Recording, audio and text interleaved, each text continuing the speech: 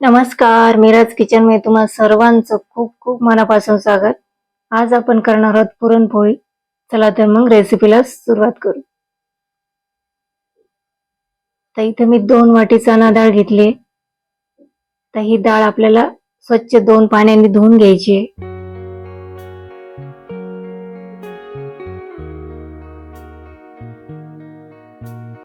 तर आपण ही डाळ भिजवणार नाहीये, डायरेक्ट आपल्याला ही स्वच्छ 2 पाण्याने धुवून लगेच शिजायला घ्यायची. तर आता ही डाळ धुवून झाली की कुकर मध्ये टाकायची.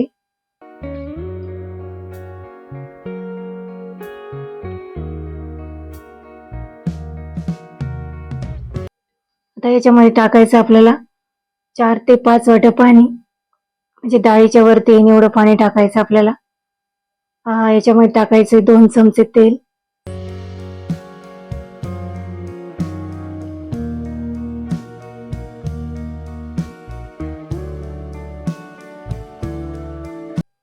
तर आपल्याला याला 4 ते 5 शिट्ट्या काढून घ्यायच्या आहे. डाळ भिजवली की आपल्याला जास्त शिट्ट्या काढण्याची गरज नाही पडत. 3 शिट्ट्यामध्ये डाळ शिजते. पण आपण डायरेक्ट डाळ शिजायला घेतली, त्याच्यामुळे आपल्याला 5 ते 6 शिट्ट्या काढून घ्यायच्या आहे. तुम्ही बघू शकता एकदम अशी मऊसूत आपली ही डाळ शिजली आहे. तर आपण काढून घेऊ. ही पुरणाची चाळणी, याच्यामध्येच आपण ही डाळ काढून घेऊ. याच्यातलं आपल्याला पाणी काढून घ्यायचंय आणि ते पाणी आपल्याला आमटीसाठी वापरायचंय. तर मी पाणी बाजूला काढून ठेवलंय. आता या चाळणीमध्ये आपल्याला हे चमचा किंवा वाटी असं ही डाळ काढून घ्यायची आहे. तुम्ही बघू शकता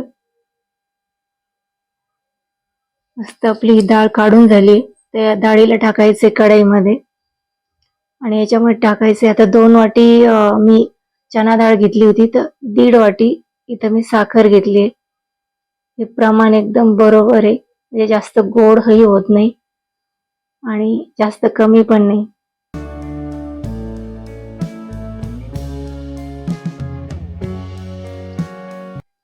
आता पूर्ण साखर विरघळली आहे.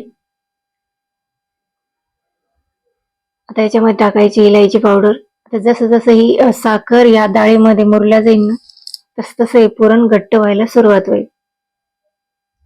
बघू शकता एकदम घट्ट व्हायला सुरुवात झाली.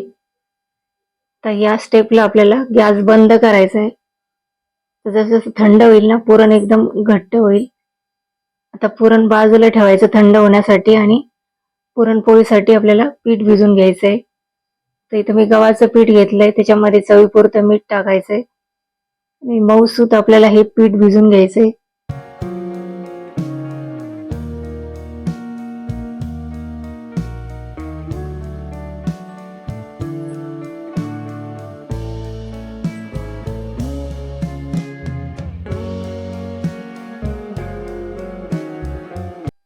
तर थोडंसं चमचाभर तेल लावून सनी आपल्याला याला या पिठाला 10 मिनिटं असंच ठेवायचंय बाजूला. जेवढं आपलं पीठ छान मुरल्या जाईल तेवढं आपलं पुरणपोळी एकदम मऊसूत आणि छान होईल. तर आता एक गोळा घ्यायचा आहे आणि आपल्याला पुरणपोळी तयार करायची.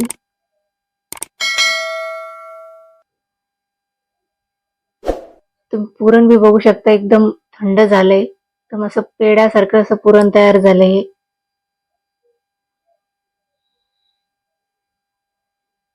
अशी वाटी तयार करून घ्यायची आणि याच्यामध्ये आपल्याला हे पुरण भरायचंय. पुरण थोडं जास्त घ्यायचंय पिठापेक्षा.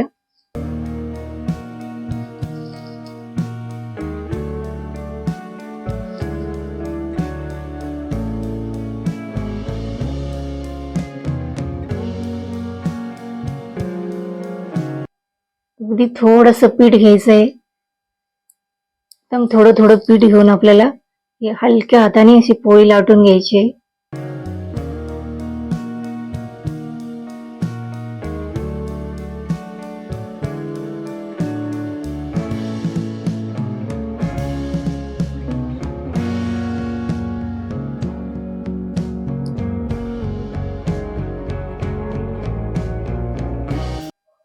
चला आता पोळी लाटून झाली. तव्याला लावायचं थोडं तूप आणि पोळी तव्यावर टाकायची.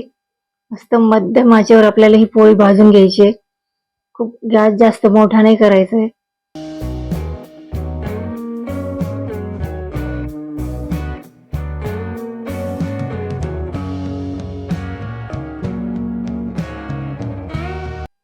वरतून लावायचे तूप चमचाभर. दोन्ही साईडला मस्त साजूक तूप लावून ही पोळी भाजून घ्यायची. मध्यम आचेवरच भाजायची. बघू शकता एकदम आपली गरमागरम लुसलुसीत पुरणपोळी तयार झाली. आता ही काढून घेऊ आणि परत एक पोळी तुम्हाला मी करून दाखवते. तुम्ही जर ह्या पद्धतीने केली ना तर नेहमी ह्याच पद्धतीने कराल तुम्ही, एकदम अशी चवदार ही पुरणपोळी बनून तयार होते. तर दुसरी करून दाखवते.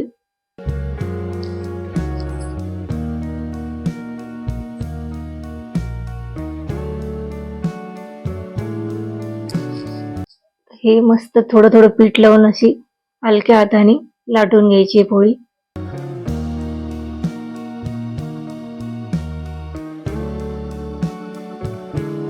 असं तर सगळ्यांनाच पुरणपोळी बनवता येते, पण मी माझ्या पद्धतीने कशी बनवते हे आज मी तुम्हाला करून दाखवते.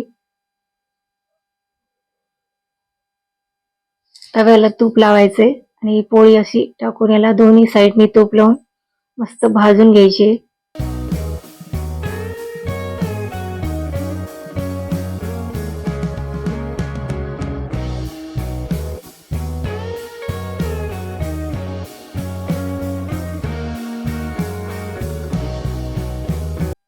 एकदा नक्की करून बघा ही पुरणपोळी आणि कमेंट करून नक्की सांगा मला पुरणपोळी कशी झाली. आणि रेसिपी आवडली तर लाईक, शेअर आणि सबस्क्राईब करायला विसरू नका. भेटूया अशाच एक नवीन रेसिपी सोबत पुढच्या व्हिडिओमध्ये. तोपर्यंत धन्यवाद.